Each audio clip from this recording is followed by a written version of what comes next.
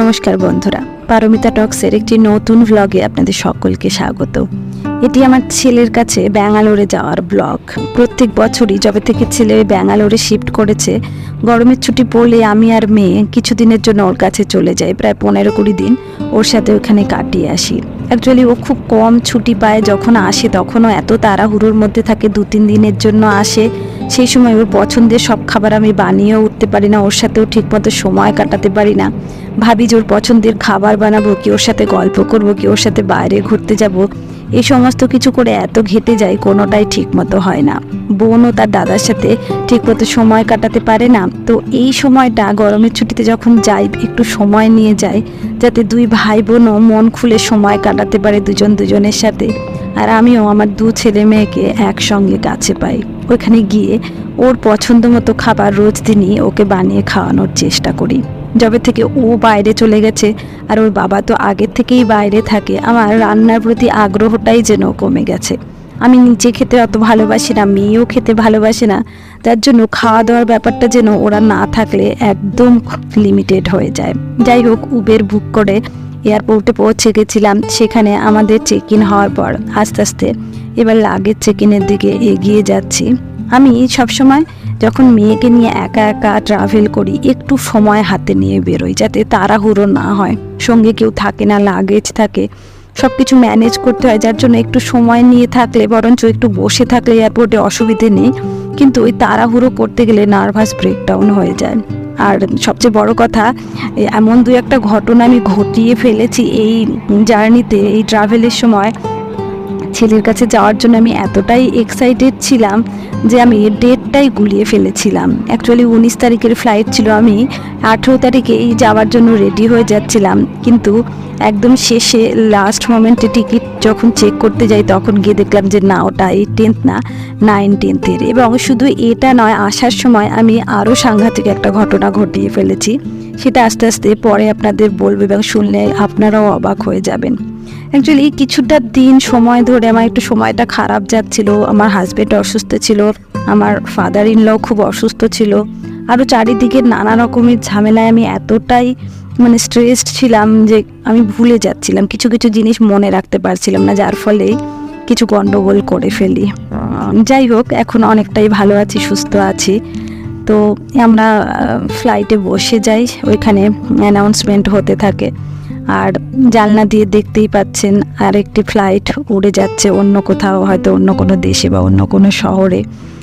ফ্লাইটে বসে এই যা সময়টা খুব ভালো লাগে, যখন আস্তে আস্তে ওপরের দিকে উঠি, শহরটা যেন আস্তে আস্তে ছোট হতে থাকে, ক্রমশ বাড়ি ঘর নদী নালা সব ছোট হতে থাকে।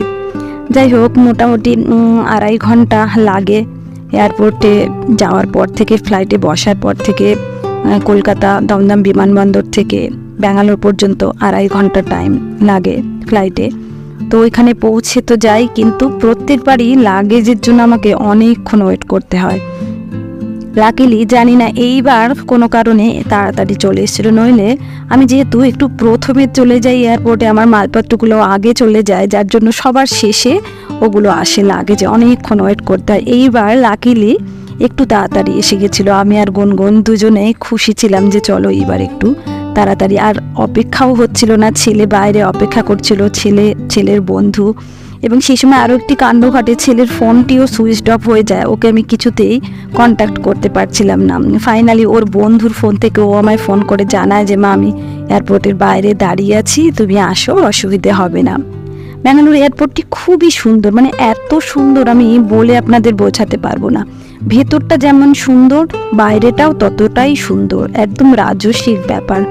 এত সুন্দর, এত প্রিমিয়াম এয়ারপোর্ট, সেটা সত্যি বলে বোঝানো সম্ভব না। কখনো আপনারা গেলে নিশ্চয়ই দেখতে পারবেন। এই যে দাদার সাথে দেখা হয়েছে, সে এক সুন্দর মুহূর্ত, দুজন দুজনকে জড়িয়ে ধরে। আমার ছেলের বন্ধু সায়ন, ও এসেছিল, পুরো সময়টা আমাদের সাথে ছিল। আমার মেয়ের ব্যাঙ্গালোরে এয়ারপোর্টে নেমেই প্রথম ওর ডিমান্ড থাকে যে ডোনাট খাবে। তো এই ডোনাট চুজ করা হচ্ছে কোনটা খাবে। শুধু তাই না, দাদা যখন ব্যাঙ্গালোর থেকে আসে কলকাতাতে, তখনও শুধু নিজের জন্য না, স্কুলে নিজের বন্ধুদের জন্য ডোনাটের কিন্তু একটা আবদার থাকে যে দাদা তুমি আসার সময়, ও যদিও দাদা ডাকে না, ও দাদাকে ব্রাউনি বলে ডাকে, তো আগেই বলে দেয় যে ব্রাউনি আমার জন্য আর আমার বন্ধুদের জন্য কিন্তু অবশ্যই তুই ডোনাট নিয়ে আসবি। যাই হোক, ছেলের বন্ধু ওরা অনেকক্ষণ ওয়েট করছিল এয়ারপোর্টে, স্বভাবতই খিদে পেয়ে গেছে, আর আমাদেরও একটু খিদে তো পেয়েই ছিল। তো এয়ারপোর্টে বৃষ্টি ছিল একটুখানি, একদম ওয়েদারটা খুব সুন্দর, একটা অ্যাম্বিয়েন্সও ছিল। আমরা ওইখানে এয়ারপোর্টের পাশে একটি রেস্টুরেন্টে যাই কিছু খাওয়ার জন্য, স্ন্যাক্স। তো এইখানে স্ন্যাক্স খাওয়া বা যে কোনো কিছু খাওয়ার ব্যাপারে অর্ডার করাতেও একটা মজার ব্যাপার হলো, আমার ছেলে প্রথমেই আমাকে দেবে মেনু যে দেখো তুমি কোনটা খাবে, কিন্তু যে যেটাই বলুক না কেন শেষ পর্যন্ত ঘুরে ফিরে সেই পিৎজাতে গিয়েই শেষ হবে, ওই যে পিৎজাতে গিয়ে শেষ হবে। পিৎজা খেয়ে আমরা আস্তে আস্তে বাসে উঠি, যেখান থেকে ব্যাঙ্গালোর এয়ারপোর্ট থেকে খুব সুন্দর বাসের সার্ভিস। কিন্তু কথা হলো এত বৃষ্টি হচ্ছিল আমি ফোন আর বের করতে পারিনি, যার জন্য সেই রাতে আর কোনো ভিডিও হয়নি। পরের দিন সকালে যখন ছেলের অফিসে যাই, অফিসে দেখা করতে যাই ওই সবার সাথে, আরও যারা ওর টিমমেটরা রয়েছে টিমমেটদের সাথে দেখা করতে যাই, অফিসটা দেখতে যাই।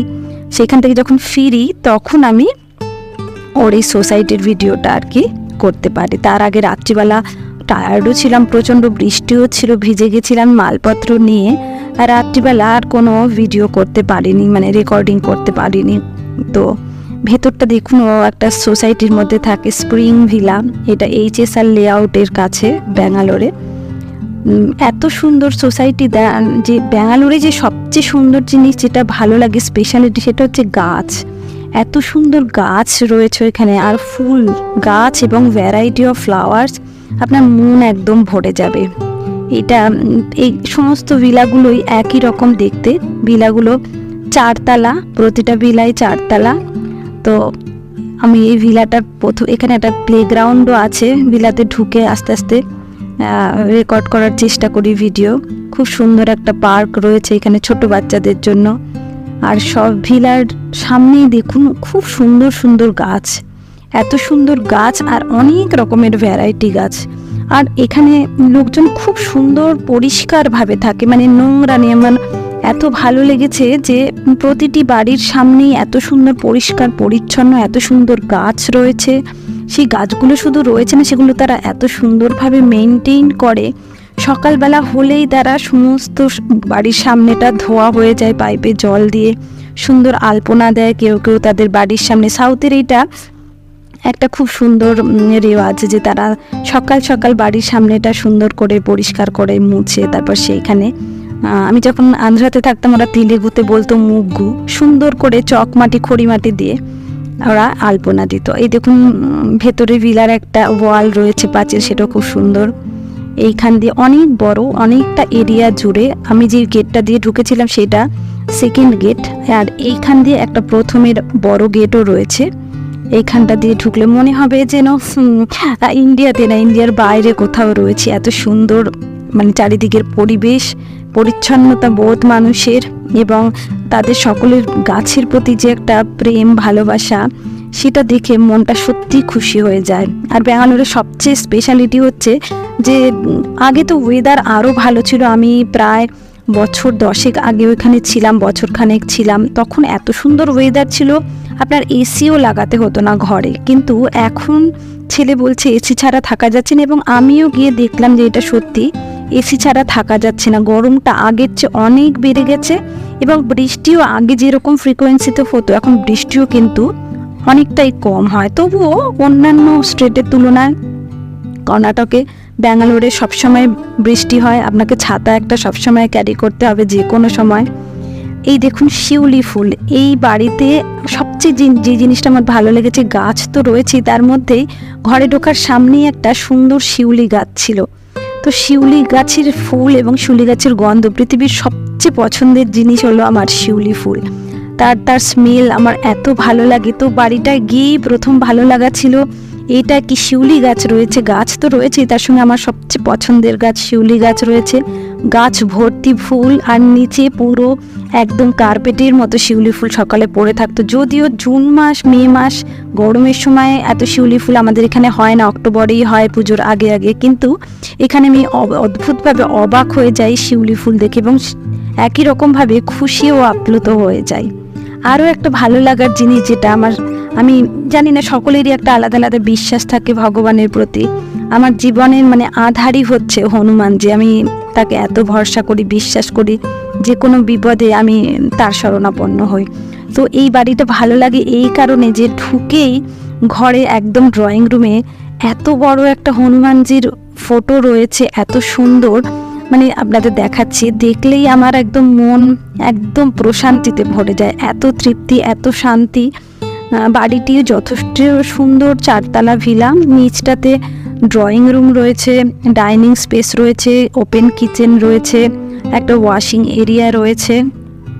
এই দেখুন হনুমানজির ফটোটা, তার সঙ্গে মহাদেবও আছেন। তো শুধু এইখানে যে একটা হনুমানজির ফটো তা কিন্তু নয়, ভেতরেও একটা খুব সুন্দর ফ্রেমে হনুমানজির অনেকগুলো রূপের একটা ফটোতে ফ্রেম করা রয়েছে, অনেকগুলো রূপ রয়েছে তার মধ্যে হনুমানজির, যেটা আমার খুব ভালো লাগে। বাড়িটিও, ভিলাটিও খুবই সুন্দর, খুবই মানে তার ডেকোরেশনও খুব সুন্দর করে করা। এখানে ঢুকেই এটা শু ক্যাবিনেটের এরিয়া, এখানে একটি খুব সুন্দর বড় আয়নাও রয়েছে। খুব সুন্দরভাবে ঘরের যে ডেকোরেশনগুলো করেছেন, যে থাকেন অ্যাকচুয়ালি, সে যার বাড়ি অ্যাকচুয়ালি থাকেন না, থাকে তো আমার ছেলে এবং তার সঙ্গে আরও 2 বন্ধু থাকে। তো আমার ছেলে 2তলায় থাকে, 1তলাতে ওর আরেক বন্ধু থাকে, আর 3তলাতেও আরেক বন্ধু থাকে। তো খুবই সুন্দর, অনেক বড় বাড়ি, আর কিচেনটাও খুব সুন্দর। যদিও ওরা ছেলেরাই থাকে, ব্যাচেলার ছেলে, কিন্তু বলতে হবে ওরা খুবই পরিষ্কার এবং পরিচ্ছন্ন এবং অর্গানাইজড ওয়েতে থাকে। কোথাও কিন্তু নোংরা বা এলোমেলো খুব একদম ছড়ানো ছিটানো সেটা কিন্তু আমি কোথাও লক্ষ্য করিনি। আর তার মধ্যে একজন তো রয়েছে, সে খুবই মানে একদম মেয়েরা গুছিয়ে যেরকম কাজ করে ও ঠিক সেই রকমভাবেই। ছেলের এক বন্ধু ছিল অয়ন্তন, সেও বাঙালি, যদিও আহমেদাবাদের ছেলে, কিন্তু ও এখানে থাকে, খুব সুন্দর করে অর্গানাইজড হয়ে থাকে এবং এদেরও থাকতে বাধ্য করে। দেখুন কিচেনটি খুবই সুন্দর, একদম অগোছালো নয়। আমি গিয়ে যেরকম দেখেছিলাম সব ওদের গোছানোই ছিল। শুধু তাই নয়, ওদের আবার কি কি রান্না কবে হবে, এটি আমার ছেলেরই কীর্তি, কি কি রান্না কবে হবে, কুক আছে রান্না করতে আসে, তো কুক কি কি রান্না কবে কবে করবে সেটা ওইখানে লেখা আছে, নোট ডাউন করা। অনেক বড় জায়গা, অনেক ক্যাবিনেটস রয়েছে, জিনিসপত্র রাখার অনেক জায়গা ছড়ানো। অ্যাকচুয়ালি ফ্যামিলি লোকেরা থাকতো, একজন যে ফ্যাশন ডিজাইনার ছিল, তার ফ্যামিলি, তার হাজবেন্ড, তার ছেলে মেয়ে সবাই মিলে থাকতো। ফ্যামিলিতে যা যা দরকার হয় প্রতিটি জিনিসই, microwave oven, fridge, dishwasher, mixie, kettle, electrical kettle, কোনো কিছু আর কি বাকি ছিল না, সমস্ত কিছু একদম ওয়েল ফার্নিশড ফ্ল্যাট ছিল। আমার ছেলেদের কিছুই কিনতে হয়নি, মনে হয় কিছু 2-1টা বাসনপত্র কিছু কিনেছিল, কিন্তু তবুও খাবার দেওয়ার জন্য বাসনপত্র, যেগুলো রান্নার দরকার, বেসিক যে সমস্ত জিনিস দরকার সেগুলো কিন্তু সবই এখানে ছিল। কিছু ওদের খুব কিছু কিনতে হয়নি। এইখান থেকে এটা কিচেন হয়ে গেল, কিচেন থেকে এই যে এটা ডাইনিং স্পেস। আর যে ফটোটার কথা বলছিলাম একটা ফ্রেমে, এই যে দেখুন এইটার মধ্যে হনুমানজির অনেকগুলো রূপের ছবি আর কি পরপর করে দিয়ে এই ফ্রেমটা বাঁধানো। এইখানে তাদের পুজো ইউনিট, যার বাড়ির মালিক, তার পূজা ইউনিট এখানটায়। আমি যে কয়দিন ছিলাম পুজো করছিলাম, ওরা ছেলেরা সেইভাবে পুজো করতে পারে না, করেও না। এখানেও হনুমানজির কিন্তু ফটো রয়েছে। এখান থেকে বেরিয়ে এখানে একটা এই যে ওয়াশিং মেশিন, ওয়াশিং এরিয়া, এখানে জামা কাপড় ধোয়া হয়। আর গাছ দেখুন, গাছ পরেও আমি দেখাচ্ছি, ছাদে অনেক গাছ রয়েছে। এখানে গাছ খুব সুন্দর, অনেক গাছ রয়েছে, যেখানে যাবেন সেখানে মানে হ্যাঙ্গিং গাছ রয়েছে। এইখানে ছোট একটা টেবিল, তার মধ্যেও গাছ রয়েছে, এবং খুব সুন্দরভাবে এবং খুব অদ্ভুতভাবে আমরা এখানে গাছের এত যত্ন করি, সবসময় খেয়াল করছি, কিন্তু গাছকে বাঁচাতে পারি না। কিন্তু এইখানে গাছ কিন্তু ওরা যে কোনোভাবে রেখেছে।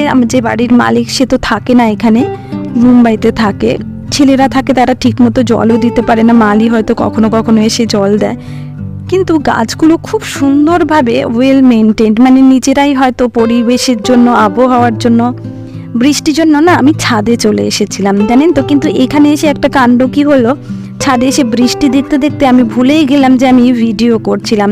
এই ভিডিওটা করতে করতেই তারপর ছেলে চলে আসে, তার খাওয়ার সময় হয়ে যায়, আর আমি তারপরে আর রুমের ভিডিওগুলো নেওয়া হয়নি। তো আমি শেষে বেডরুম, ওর ব্যালকানি, ওর ফটোগুলো অ্যাড করেছি, কারণ খাবার সময় হয়ে গেছিলো, ও চলে এসেছিলো, আমি আর করতে পারিনি ভিডিও। আর শেষ পর্যন্ত যখন করব ভেবেছিলাম আসার আগে, তার আগে আমি এমন একটা কাণ্ড ঘটিয়ে ফেলি, এগুলো মাথার থেকে বেরিয়ে যায়। সেটি পরের ভিডিওতে দেখাবো। আজকের ভিডিওটি এইখানেই শেষ করব। আপনারা সকলে ভালো থাকবেন, সুস্থ থাকবেন। আর ব্লগটি ভালো লাগলে অবশ্যই লাইক করবেন, কমেন্ট করবেন, শেয়ার করবেন, আর সাবস্ক্রাইব করতে ভুলবেন না। পরের ভিডিওতে, পরের ব্লগে আবার আমি ব্যাঙ্গালোরের পরের এপিসোডগুলো নিয়ে আসব। ভালো থাকুন, সুস্থ থাকুন, নমস্কার।